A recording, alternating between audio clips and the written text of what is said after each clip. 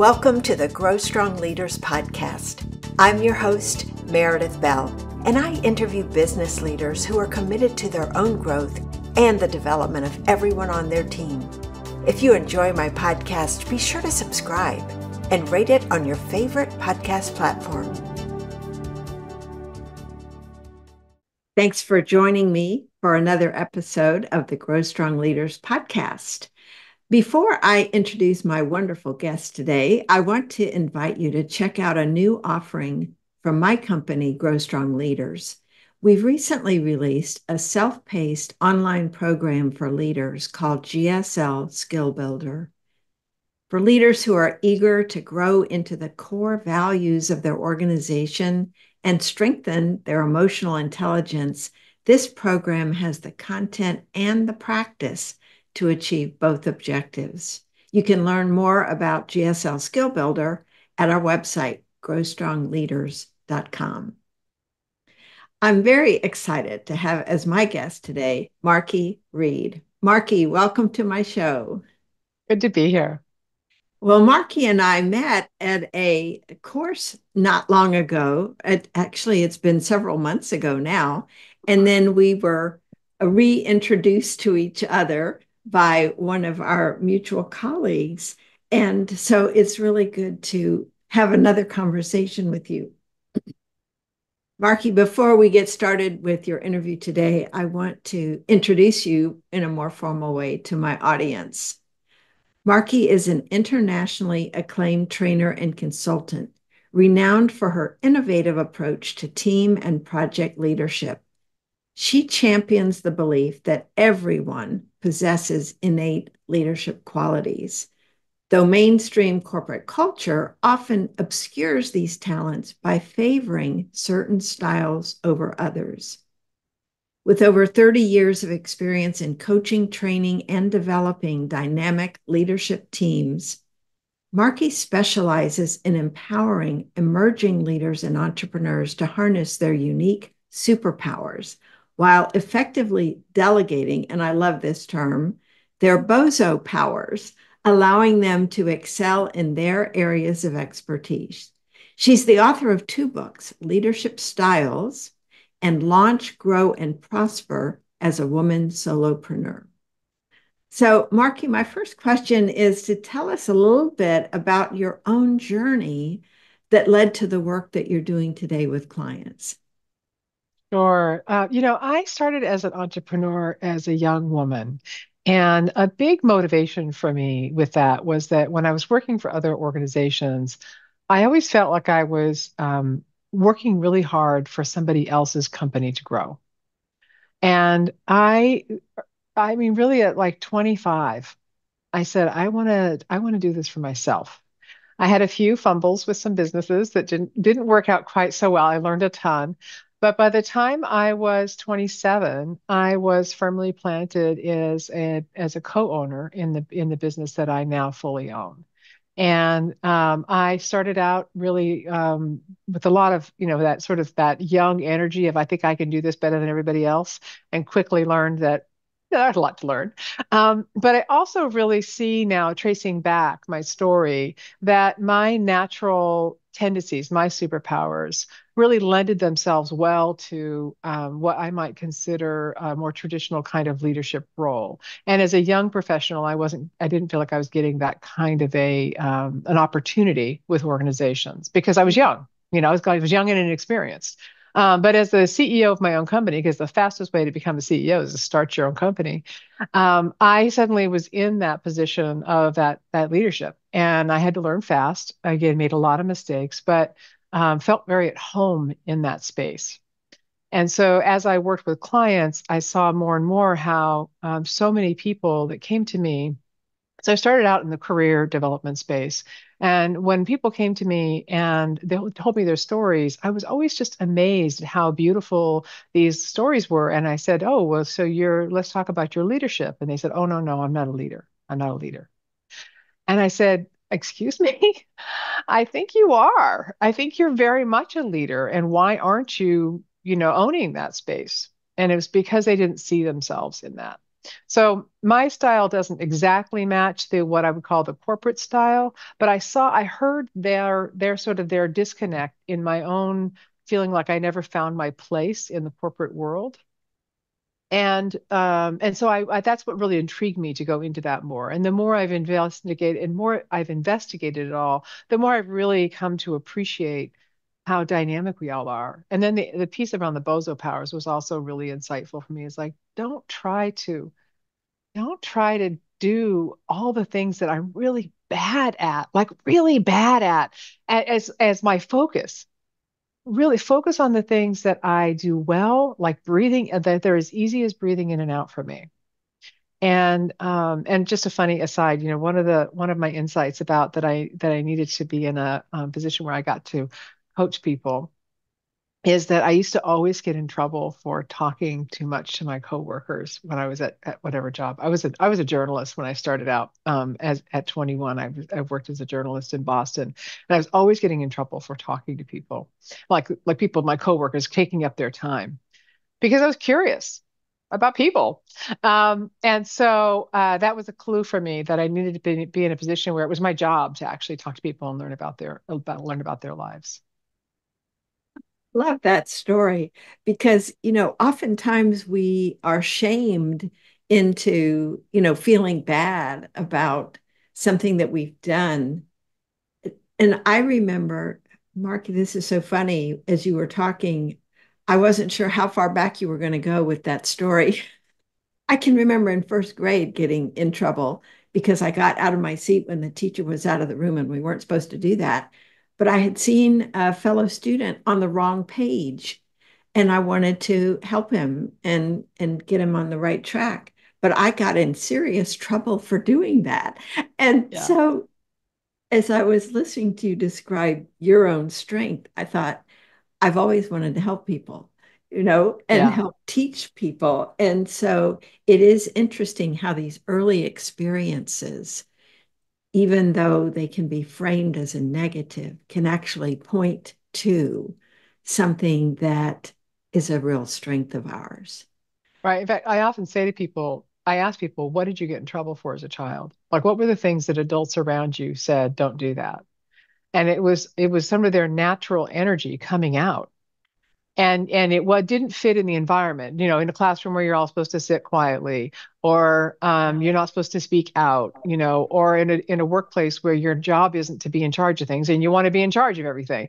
So those places where people are trying to sort of like in some ways put us back into a place that they think we belong, those are our natural tendencies coming out.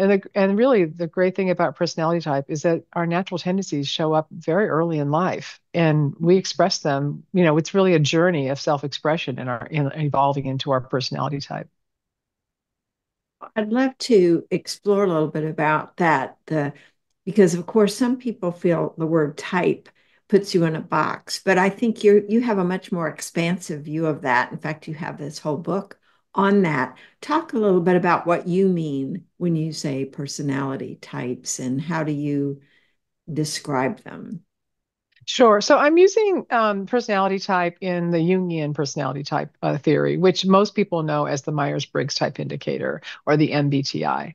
The MBTI is an instrument that helps us, it gives us some questions to answer to help us understand what our type might be, but it's actually not our type. So type for me is the analogy that I use, and I didn't invent this. Susan Brock invented this particular analogy. It's a 16-room house. So we all have a favorite room in the house. We wake up in that room every day, and we prefer to stay there for as long as possible. And so when we move about the day, we have to go into other rooms of the house. But because they're not our favorite room, and the further away they are from our favorite room, the more that we feel tired or stressed. This is getting into the bozo power territory. And so when we are able to in a course of a day, if you get to be in your favorite room 51% of the day, that's a good day for most of us. That's a really good day. And when we're tired and burned out is when we're spending more than 51% of the time outside of our favorite room. And that's why we get burned out in our work. So I think about it as this and all the rooms in the house have windows and doors. and nobody's trapped in here. But but when you own that space, this is the thing about when people hear type and they feel like they're going to be locked into a small box.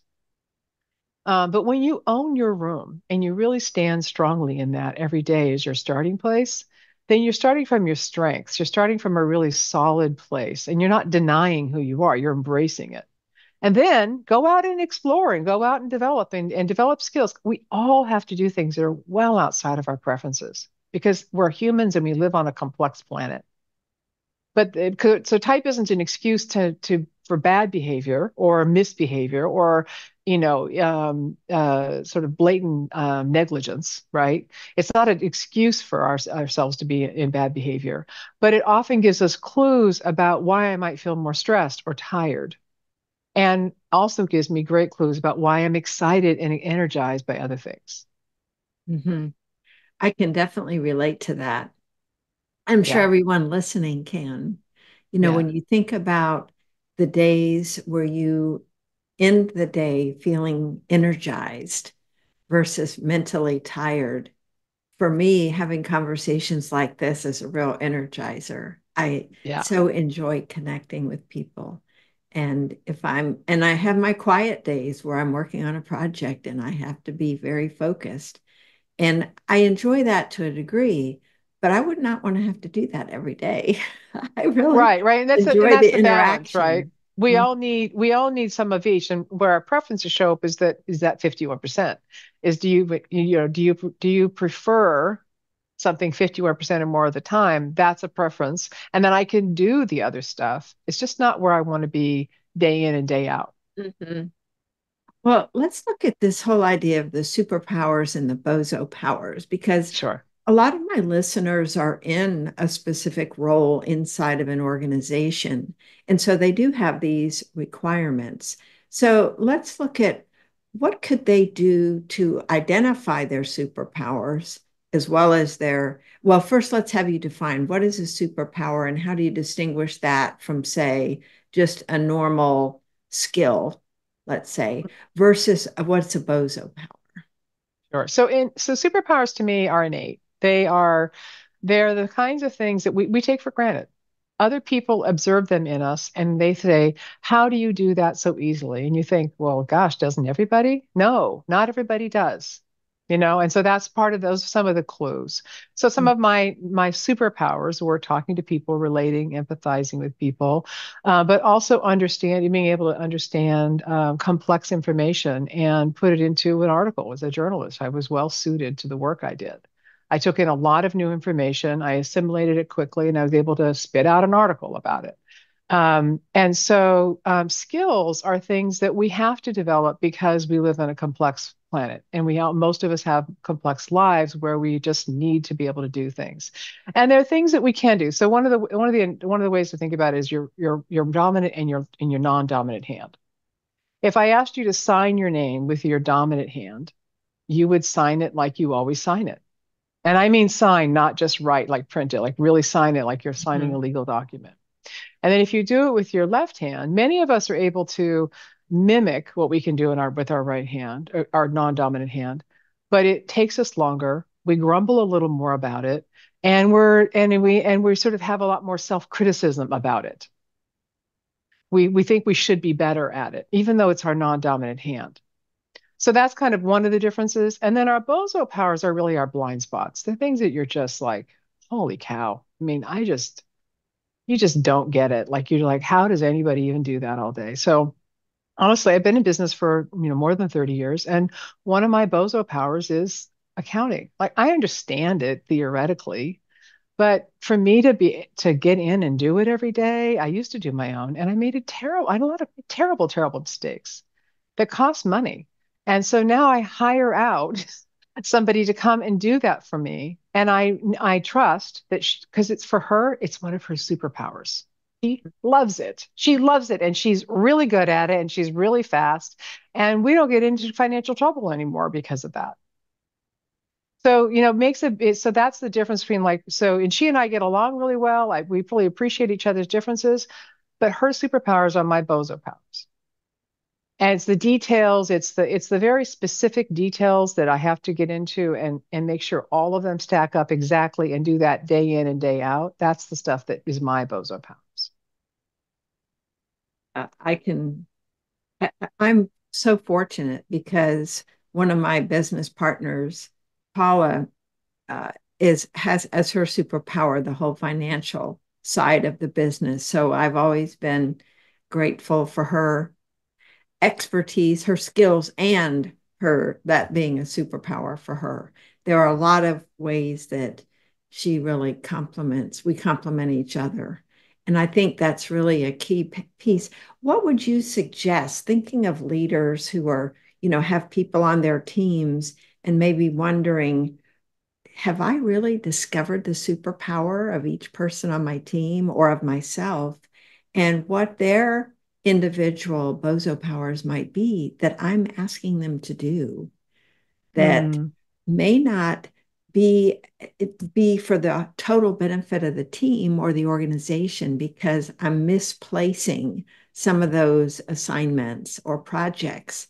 How can someone find out their own or those on their team, those two areas to make the most of everyone's talents on the team? That's a very rich question. So some Mhm. some managers and leaders are able to observe and notice those kinds of things. Like that's part of their superpowers is to notice those things and place people well.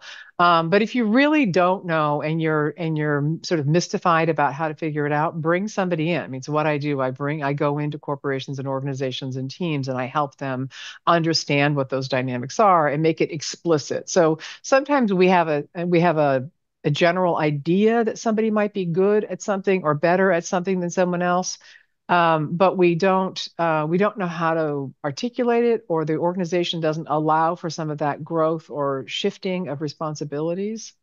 And one of my favorite things really is to work with a team to say, okay, so these are the people you have. Let's start to pull out the strengths of some of these folks and balance some of the tasks and responsibilities so that more people are in their superpower mode. Now, again, this doesn't give an excuse to any manager to fire somebody because they think they're a bozo. It doesn't give somebody a excuse to demote somebody or not promote them, because it's important to know about the theory of type is that just because you have a particular preference for something doesn't mean you're incapable of doing something that's outside your preferences. So that's sort of a good caveat. But having some kind of resource that helps you understand that will give you the language. And that's often what I find is people just don't know, they don't have a common language. They don't know how to talk about these sorts of things. And once you discover that, if you have the bandwidth or the license within the organization to be able to make some adjustments, you can make those adjustments and then start to really enhance the folks that are on your team. And I will tell you that sometimes that means that people will leave your team. They'll realize they don't fit there. And one of the best things a manager or leader can do is help people leave their team that don't they aren't happy. You know, they aren't happy there. They're not work. It doesn't work. They're making mistakes over and over and over again. And mistakes are an indicator that somebody is probably working in an area of their bozo powers. If somebody's consistently making the same mistakes and they just can't seem to get it, they are not unintelligent. They are not stupid. They are not bozos, but they are stretching so far outside of their own preferences that while intellectually they're probably capable of doing it, to be able to sustain that day in and day out is burning them out, and they're making more and more mistakes. As I'm listening to you describe that, is so important, it seems to me what it's also calling for is conversations Yes. between the leader and that person. What are some questions a leader might ask? Let's say that maybe they're new to the team or they have new members on their team, and they'd really like to just through conversation find out what does this person perceive as their strengths or their superpowers. Do you have some suggested questions they might Yeah. ask? So I think it's asking them um, what they, if they sort of had to rank the categories of their job. There's all kinds of different responsibilities and tasks that we have in a job. And sometimes we have it as, 20% of your job is this, 30% of your job is this. And to have them actually rank what they prefer as opposed to what's the assignment of the job. And this is a vulnerable conversation because many people will not want to say they don't enjoy some part of their job that may be 50% of their responsibilities.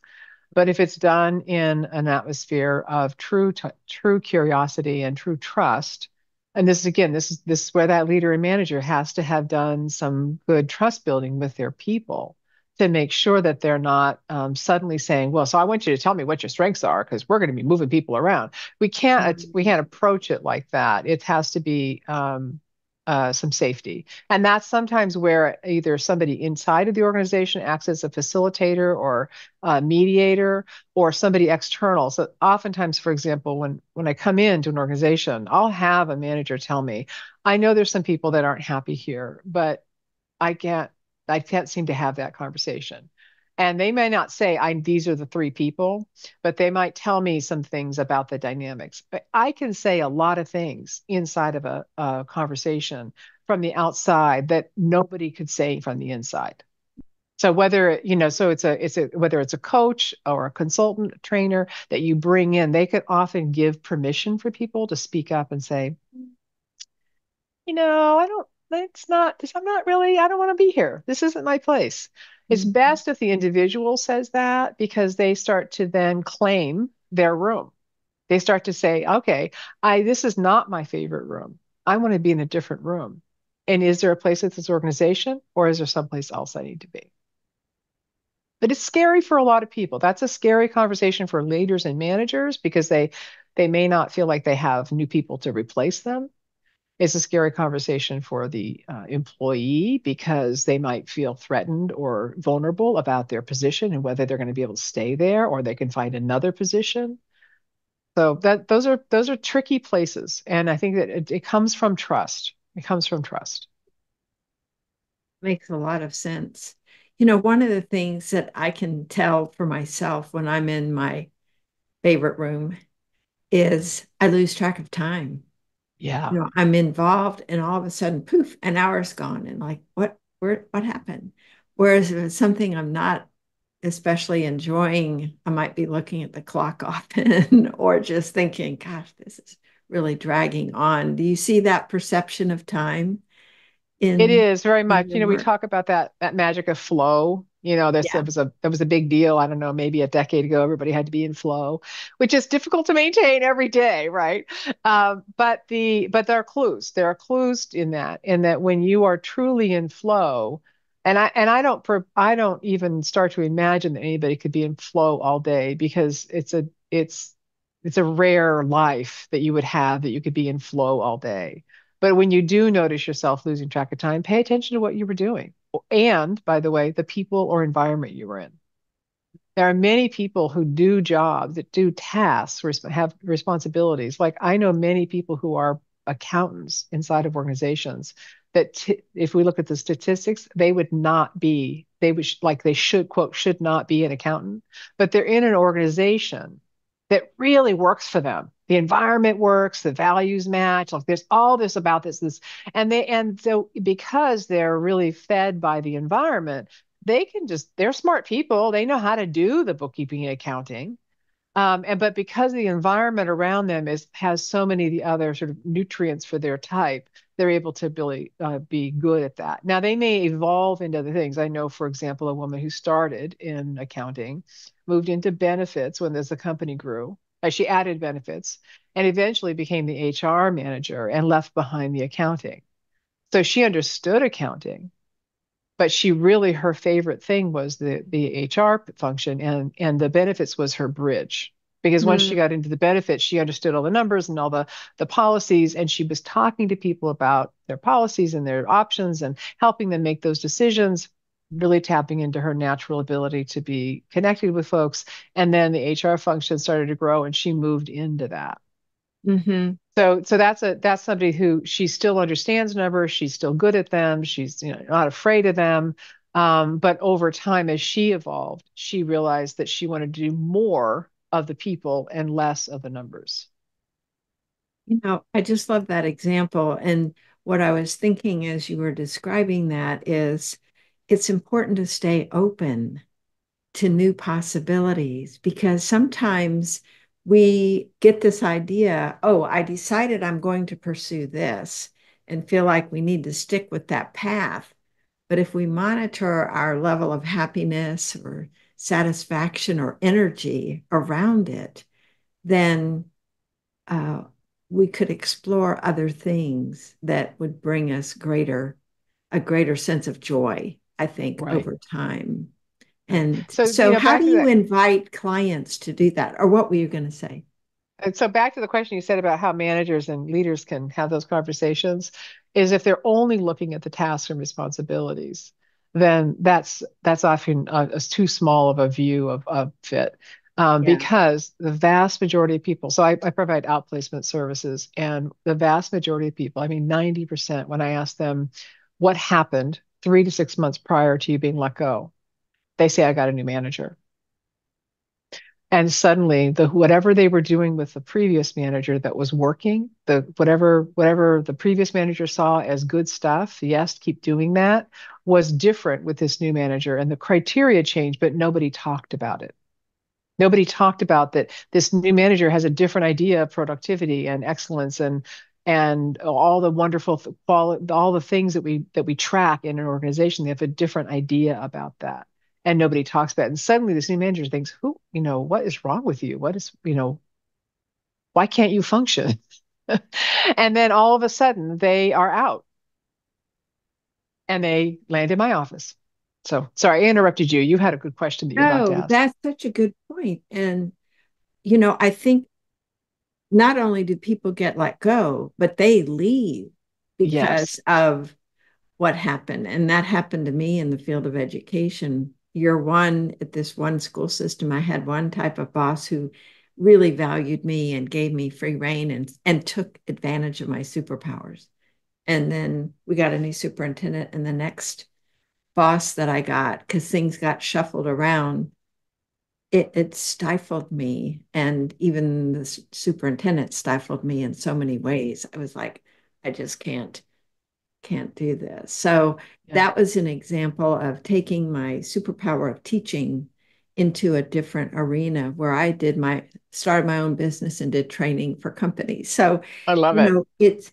there's so many different reasons for people to, make that shift. And I think this whole idea of paying attention ourselves to what gives us that extra energy and boost and be willing to talk about that. I Mm. would just love for you to share some examples of clients that you've worked with where you've helped them recognize these different rooms, these different superpowers and bozopowers, and you've helped them help people make shifts. And then what's happened with the productivity of the team as a result of those shifts that have happened? Sure. So actually, one of my favorite stories is this fellow that was referred to me. He worked in the telecom industry. He'd been in it his most of his whole career, and he was very accomplished. He'd worked for a regional cell provider, and they had been bought by a big, like AT&T kind of company. And he was sent to me for anger management. Now, I don't actually I just disclaimer, I don't actually specialize in anger management. They were looking for a coach for him and they needed a local resource. And I said, sure, I could work with them. And he comes to me and I asked him about his history and he had always been in sales, business development, expanding territories. That was really what he was good at. So his natural tendencies were to be expansive, big ideas, look for new opportunities, brainstorming, and he was really good at closing deals and making sales. So he had this combination of things. And he was put into a position because of all of his accomplishment that was supervising and overseeing all the people that were doing that. And while he didn't necessarily need to be on the road and in the field every day, he was too far removed from the action. Now, there was another interesting quality about him is he was from Rhode Island and he had a very strong Rhode Island accent, which if you don't know, it's sort of stronger than a Boston accent. It has a very distinct kind of edge to it. I couldn't possibly mimic it, but he said, I just sound angry waking up. Like that's just, that's who he is, right? But he also had a more of an edge because he was in a job that was so inappropriate for him. It was stretching him so much that just it didn't work. And so in our time, we worked together for quite a long time. He eventually, through just various things in the company, kept changing. They changed his job slightly and let go of a lot of the administrative details. And suddenly, the administrative pieces were somebody else's job, and it was kind of a natural thing in the company that happened. And suddenly, he was cured of his anger. And he and I had such a good time with this whole story because I said, oh, they finally put you back in your superpowers. He said, yeah, I'm loving this new job. And he stayed with that larger cell provider for quite a number more years and then left and did other things.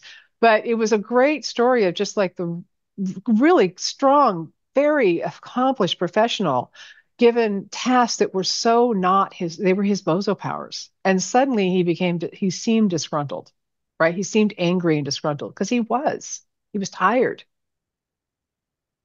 And another person that I just recently was working with was in an organization that where she was very valued for her uh, the CFO accounting oversight of the company, but the environment was really a bad fit for her.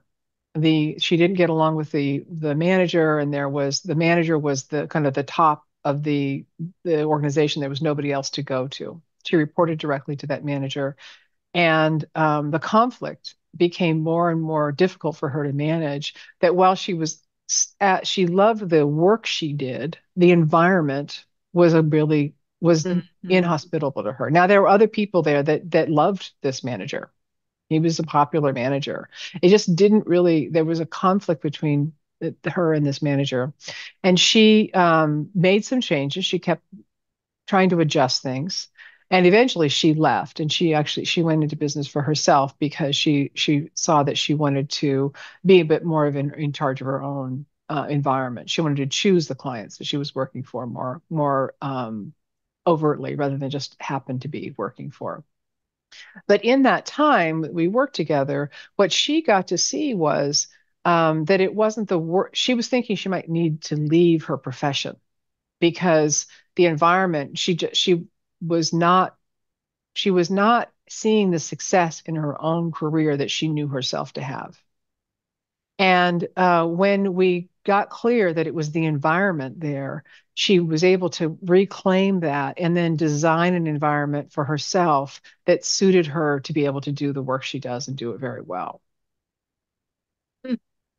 Each of those is a really important and different example in terms of sometimes looking at the superficial and the symptoms and thinking that's the issue, like anger management, when in fact, if we take time to peel the layers back, we can discover the root cause of what the issue is. And I love the work you're doing there to help, do that kind of what's the right word? Just uncovering, I guess, of finding out what's behind this dissatisfaction.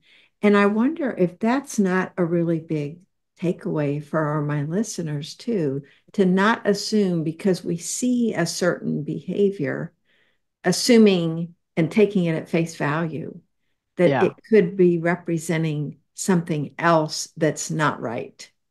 The signs of stress are so each type has its own, there's 16 types in the personality type theory. And they all have their own signs of stress that for another type look like normal behavior. So for example, a large portion of the about half of the types, when they're under stress, they can become hyper focused on details, like really hyper focused on details. And that's natural and normal for several types that are in a different part of the house. And so people who are in a management or leadership position in though with those types might see that as, oh, they finally are focusing. But it's probably a sign they're under extreme stress because they've come into survival. So what's survival for some people is natural and normal and healthy behavior for others. And so that's those stressors are really a powerful place to look at is what are the behaviors? And when I ask them what were you like in your last job, or what were you like 5 years ago, 10 years ago, or even in your 20s, and they'll report themselves being very different. I have many people who try to convince me that they are introverted, meaning that they gather their energy internally, they focus and they think their ideas through before speaking, and they prefer 51% or more of the time to be in their own company. They try to tell me they're introverted, and I look at their career and I think, wow, you've been really pressing out here. I mean, tell me more. And it comes to find out they're under incredible stress. They're under incredible stress. And what's happened is they've just shut down. They've shut down in their life and they've retreated internally to survive. And the same is true for people who and so they're really truly extroverted, meaning they gather their energy externally. They look for breadth in many. They know a lot about a little. They know a lot a little bit about a lot of things, and they tend to seek exchange and bouncing ideas off with people to develop their ideas. So they need to talk out their ideas. And there are people who are introverted, truly introverted, who again try to convince me that they're extroverted because they or other people around them think that they are. And I think, no, no, no, really, I'm introverted. And I investigate it further with them. And what it comes out is that they have really good social skills. They have really good social skills and they know how to. So my husband is a really good example of this.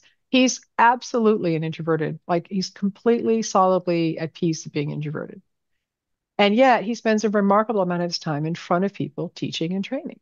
He spends more time in front of groups than I do, but he's always in an area of depth. He's an international expert in quality management. He's been in that field for 30 years. He can talk about quality management forever, forever, right?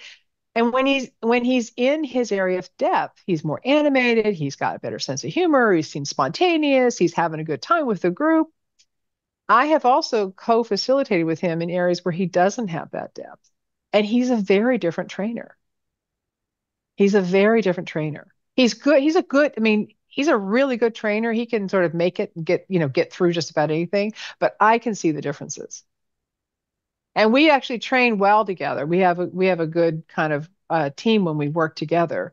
But it's really interesting. So many people who know him socially, even professionally, when I'll talk about him, because we live in this community, and sometimes I'll share about him with his permission. They'll say, Tim's introverted. I'll say, yeah, yeah, just try spending 3 evenings with him at home, and you'll know right away he's quite introverted. And so that's another thing where sometimes we can put on a particular face for something. We can appear some way, but it really isn't our natural place. And again, we can't do that we can't sustain that. To me, what just listening to that, this whole indicator of, first of all, noticing ourselves, noticing others. When do we feel most energized? Mhm. Or what's the result at the end of us performing a specific task? Are we feeling more energized or are we feeling fatigued, stress? Paying attention to our bodies and how they're responding to what's going on. In my household, my husband is the mechanical genius. Mine So too. there's nothing that can happen in any tool or appliance in our house that causes him to go, oh, I don't know, we better call somebody. No, his first reaction is, let me get in there and figure this out. I have a Mine would be similar to get husband. on the phone immediately. So he's a wonderful balance for me, I recognize not only is it not a skill for me, I have no interest in it. And I think that's a Exactly. key thing, isn't it, for people to recognize what it is they genuinely are interested in learning. In fact, let's talk about the distinction, Marky, between being willing and open to learn, versus not wanting to go there at all because we're intimidated by it. And there might be an opportunity for growth if we would stay open. Right. Sure. So actually, for me, I would say that technology has always been like my nemesis. I mean, I could use a computer. I don't really want to know how it works. I just need to know that it works. Um, and I never really embraced video until everything went online. And I was forced to. Okay. Mm. And so I did. I learned how to use video. I think I'm actually quite comfortable on it now. I've got my setup. I have a little recording studio here. Like I know how to do it all, right? But I was motivated because it served my superpowers. To just learn, like there are people who are into video and they've been into video since they were two. And they just understand it. They get it, and they learn it. And because they're actually interested in video.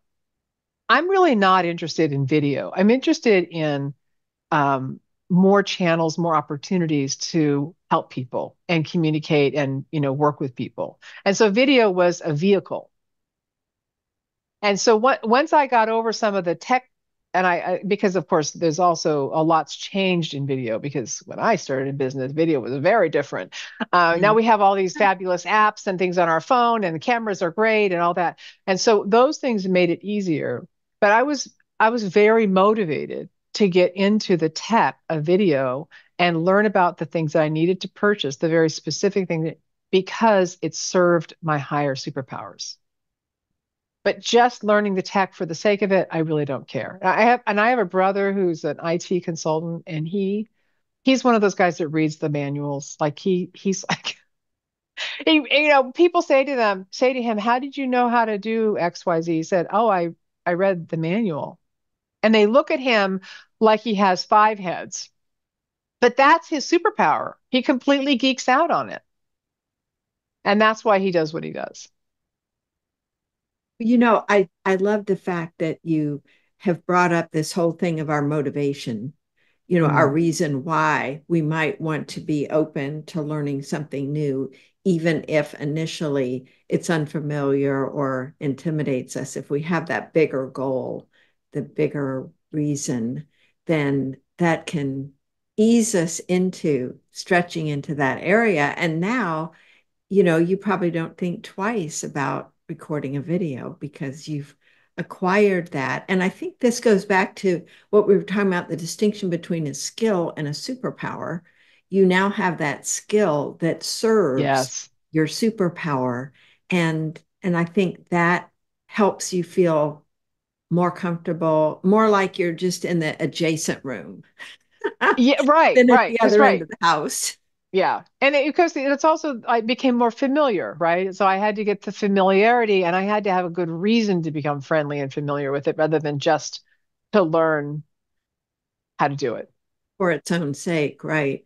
Yeah. Well, Marky, this has been such a great conversation. I'm curious, is there anything else that, you have on your mind that you think would be helpful for my listeners, just in the area of leadership, not necessarily just personality Yeah. types? What would you like to share? Well, I'm a firm believer that everyone is a leader somewhere. And that when we understand that not only we are a leader somewhere, but to find that somewhere is when we're going to be just a happier, healthier person and be able to bring all the wonderfulness that we are to the people around us. When that energy is thwarted, and I don't, so again, remember that not everybody's a leader who stands in front of the room and tells everybody we're going this way. There's a lot of people that are very subtle with their leadership. They stand behind the group, they stand within the group, and those folks are some of the most powerful leaders I've ever known. They can move mountains. And they are unsuspecting. They often shun the title of leader. They're, in fact, the reason I did the research I did about leadership is because I kept meeting these people and they kept telling me, I am not a leader. And I thought, oh my goodness, you're one of the most powerful leaders I've ever met. And so we all are leaders somewhere. And when we own that, the other piece of that is that good leadership is also good fellowship. They're two sides of the same coin. If I am a really good leader, I also know how to follow and I know how to support other leaders.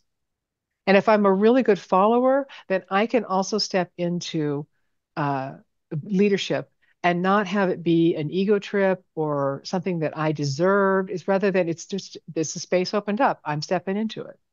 This is the place and the time for me.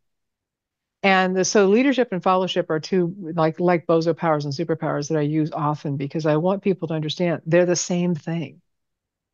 You can't be a good leader if you're not a good follower. Mhm. Thank you. That is really profound. And to me, the encouragement I would give my listeners is to think about ways that maybe you've been holding back and be willing to step into your greatness the way that Markey just described. I love what you just said. The whole idea of leader, follow, and the different ways that that can be manifested. Mm, Doesn't have to equate to a title or a position. It's looking around the room, looking within this given situation and saying, how can I best contribute? mm. And so I want to thank you for bringing that up as a final point because I think it's really important. And I would love for you to share, Markey, as we wrap up, how can people connect with you and learn more about you and your work and get copies of your books?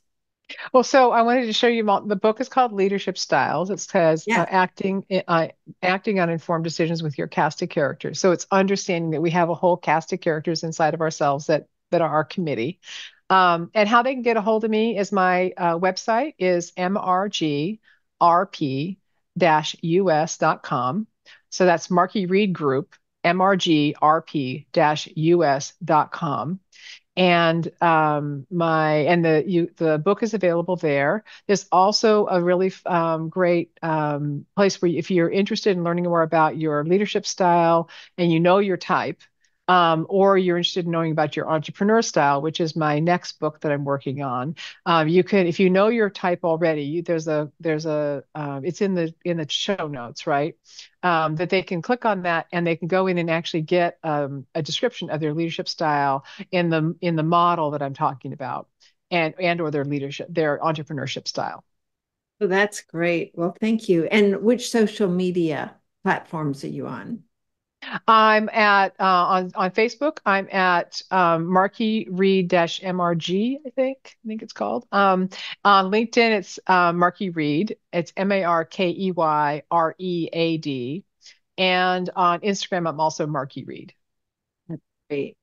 Well, Markey, thank you so much for joining me today and enlightening my audience with your area of expertise. I just want to thank you for the work that you're doing to help people recognize where their real superpowers are so they can leverage those because I think that, and I know this is a deeply held belief of yours, that's how they can have the most positive impact in the Yeah, world if they're willing to step into that and acknowledge it. And so thank you for the work you are doing to help people draw that out, bring that out, and bring out their own greatness, just as you, to me, have stepped into yours with the work that you're doing. So I great. appreciate you being with me today. It's a real pleasure, Meredith, and just really lovely to be able to speak more deeply about this. And we've shared a lot of fun, common areas in our work, and it's just fun to talk to you more about this. Yeah, it's been great. Thank you so much. All right, thank you. Thanks for tuning in to my podcast. Now head over to growstrongleaders.com and check out the powerful tools we've created to help leaders strengthen their character and communication skills. Until next time, I'm Meredith Bell.